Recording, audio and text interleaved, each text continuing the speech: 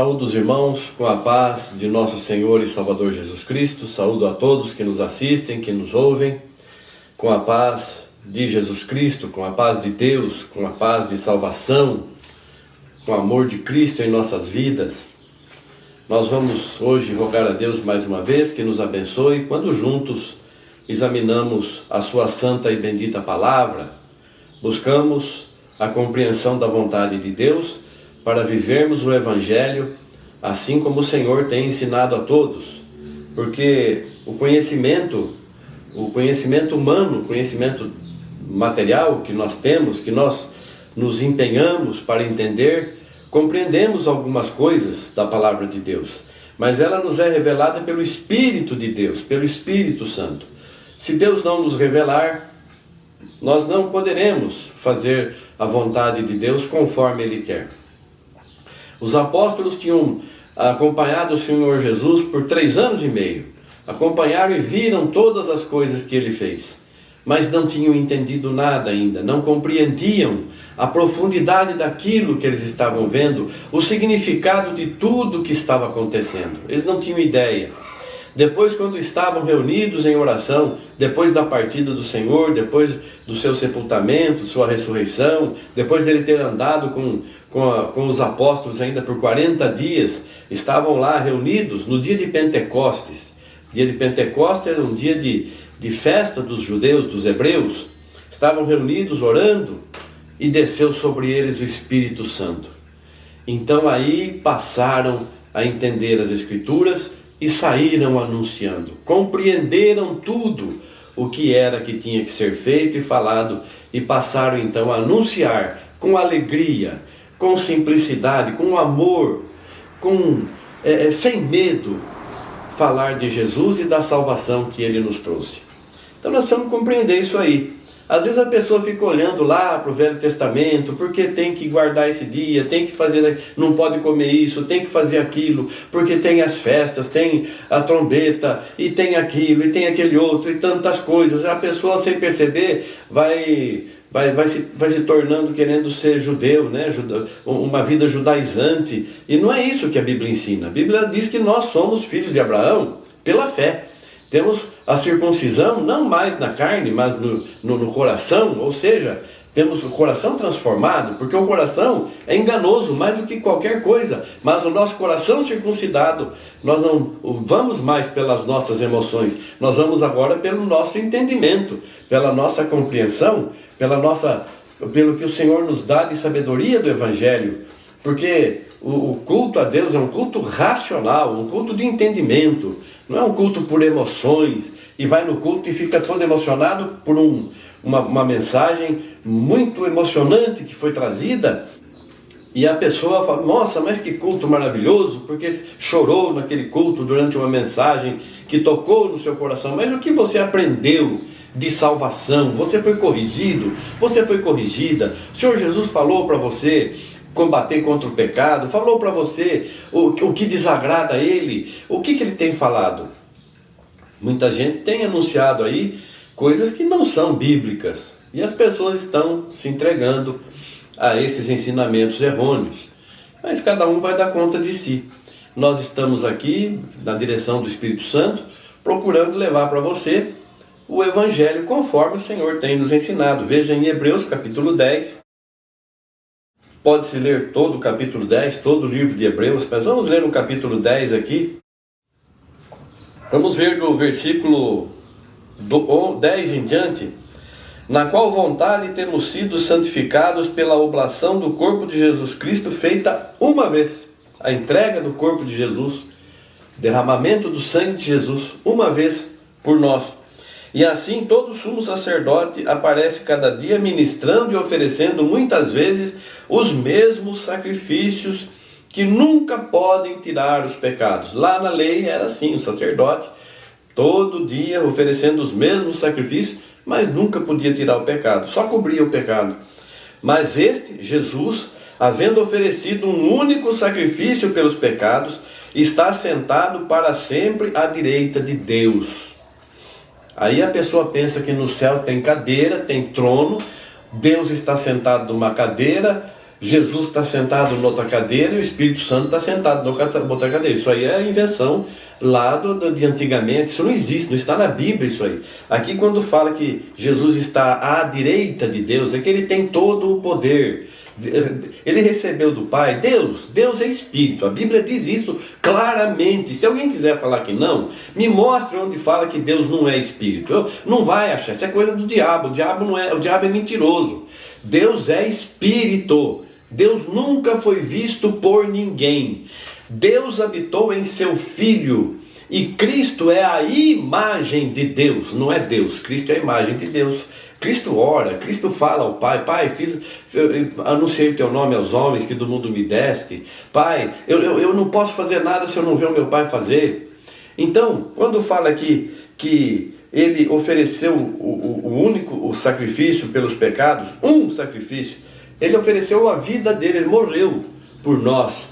Depois ressuscitou pela palavra de Deus, como já estava prometido pela profecia, e está sentado para sempre à direita de Deus. Para sempre ele tem todo o poder de Deus, né? Até que restitua novamente ao Pai. Daqui em diante, esperando até que os seus inimigos sejam postos por estrado de seus pés. Quem vai colocar os inimigos de Jesus como estrado dos pés dele? Nós que estamos trabalhando nesse trabalho que o Senhor nos deixou fazendo, vencendo o pecado, vencendo a morte eterna, vencendo a mentira, vencendo a falsidade, falando a verdade. Nós continuamos fazendo o trabalho de Jesus. Não estamos fazendo coisa nova, não estamos criando um caminho novo. Quem criou foi Jesus, que abriu o caminho para nós, o caminho estreito.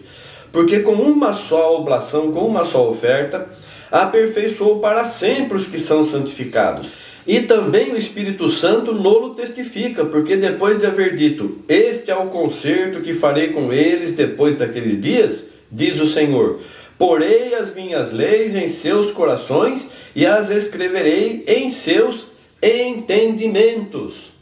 Não temos mais duas tábuas da lei, uma que é não sei o que, outra que é não sei o que lá, que não sei o que, porque a primeira fala de amor a Deus, a segunda fala de amor aos homens. Não tem, a tábua da lei não tem mais valor, nem lei nenhuma, nem mandamento que Deus deu para Moisés. Hoje nós temos um novo sumo sacerdote, nós temos uma nova lei, um novo caminho, tudo se fez novo, o que era velho estava perto de se acabar, e tudo se fez novo. Jesus fez tudo novo.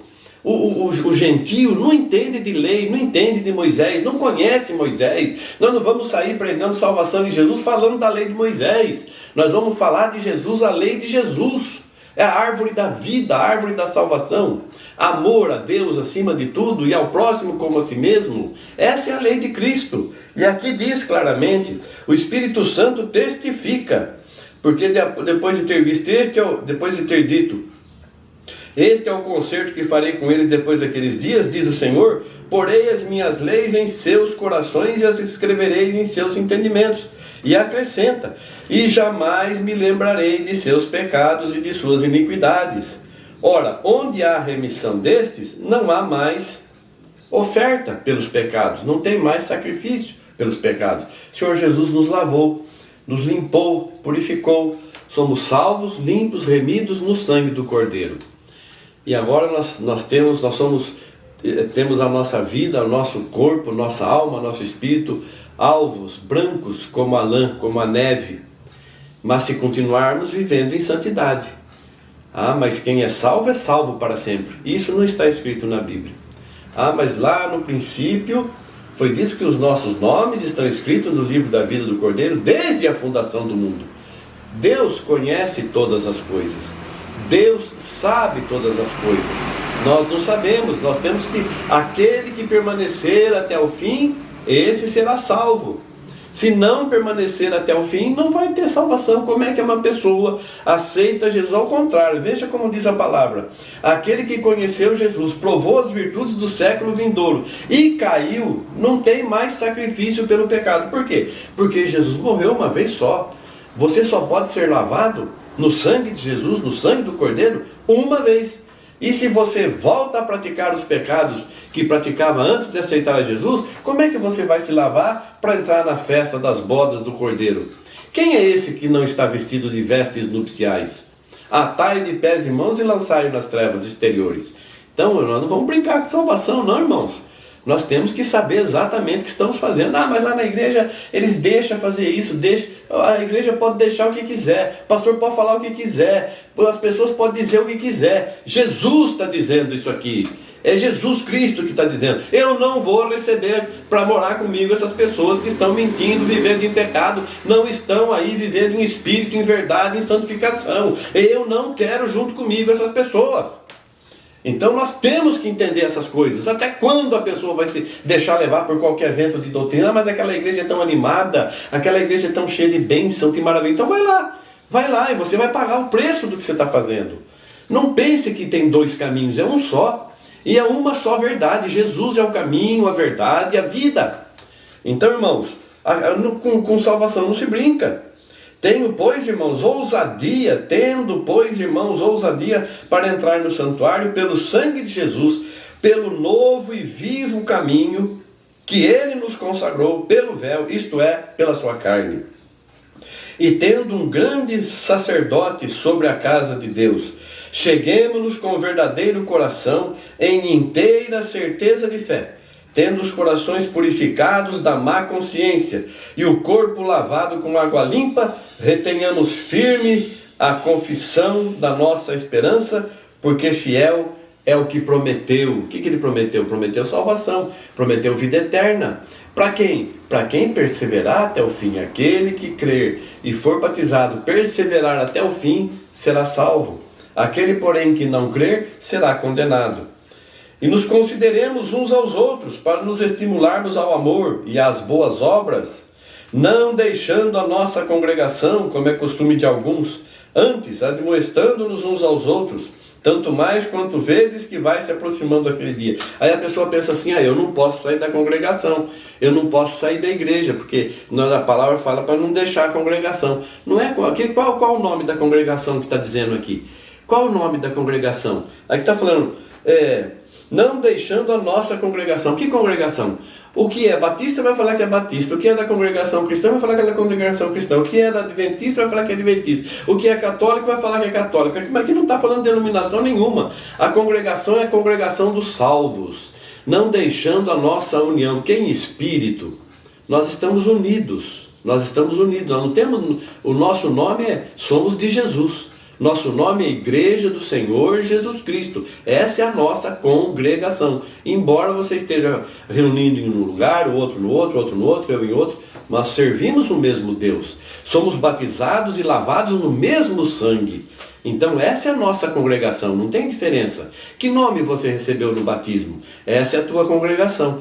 Veja aí quantas congregações têm esse nome de batismo. Você está unido com todas elas. Eu fui batizado em nome de Jesus. Essa é a minha congregação, Jesus Cristo. Então, irmão, é importante saber o que nós estamos fazendo com nossa vida. Não brinca não, salvação é uma vez só. E não tem 2, 3 vidas não. O homem vai pagar pelo que ele faz agora. Ao homem está ordenado morrer uma só vez, vindo depois disso o juízo. Acabou.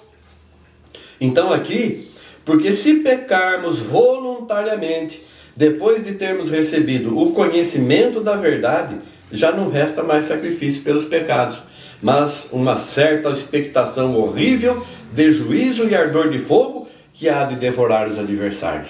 O que o diabo quer que você faça? O diabo vê que você está buscando santidade. O diabo vê que você está buscando viver em verdade, se afastando do pecado, das coisas carnais, dos desejos carnais, materiais, que você quer se entregar verdadeiramente a Jesus.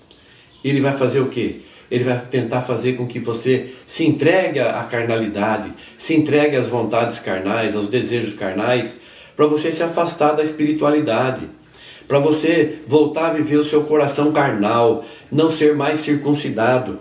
Porque se você pecar voluntariamente, depois de ter conhecido, recebido o conhecimento da verdade, como você está recebendo agora, já não resta mais sacrifício pelo pecado. Quantas vezes uma pessoa pode ser batizada? Ah, mas tem igreja que batiza quantas vezes for preciso. Não tem quantas vezes for preciso. Precisa uma vez só e depois acabou. Não tem mais batismo. Aí a igreja pode fazer 500 batismos, nenhum tem valor. Só um tem valor, só o primeiro. Aí a pessoa nasceu de novo. Se ela nascida de novo, que vive em espírito, servindo a Deus, volta para viver carnalmente, Como que a pessoa pode renascer de novo? Não existe isso, irmãos.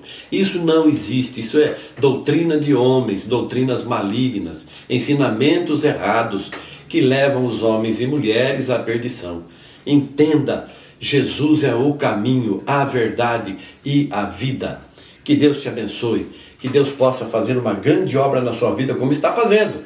Abra o teu coração para Jesus, dê toda a tua vida para Ele. Eis-me aqui, Senhor, faça-se em mim segundo a tua vontade. Foi o que a mãe de Cristo falou, Maria, faça-se em mim segundo a tua vontade. Quem é mais importante? Não é? Jesus Cristo? Mas Maria não é importante? Sim, é dela. Bendita és tu entre as mulheres. Muito importante, mas mais importante foi o que veio dela, Jesus Cristo. Que Deus te abençoe, querido irmão, querida irmã, e faça de você um servo, uma serva fiel, cheia de amor, de sinceridade, para a salvação tua e de muitos outros que olharem para você. Em nome de Jesus Cristo pedimos. Amém, graças a Deus. Amém.